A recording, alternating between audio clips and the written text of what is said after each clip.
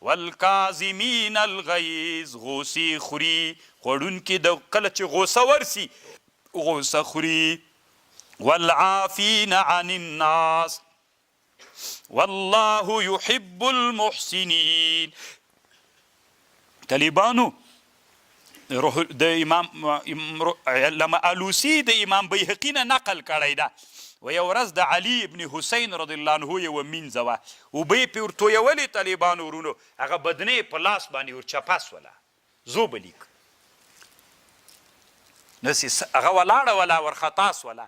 هسې خو هم غلام طالبانو مظلوم وایي داسې چې ور وکتل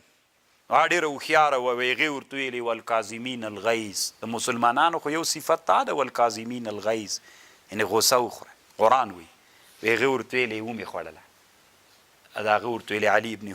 علي ابن حسین بیا ورته ویلې والعافین عن الناس ده ورته ویلې وایي ومې بخلې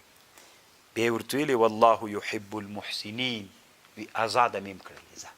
والله احسان خو مسلمان صفت دا ده چې احسان وکړي وي زه آزاده مې کړلې الله دې مونږ هم داسې کړي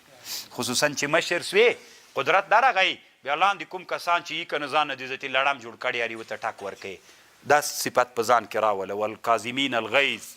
والعافین عن الناس والله يحب المحسنین. والذین اذا فعلوا فاحشة والذین کسان اذا فعلوا چې کله وکي بدکار او ظلموا انفسهم یا ظلم وکي په خپل نفسونو ذکروا الله ذکر کوي الله ورپیات سي الله فاستغفروا لذنوبهم بیا بخنه غواړي خپلو ګناهونو دپاره ومن یغفر الذنوب الا الله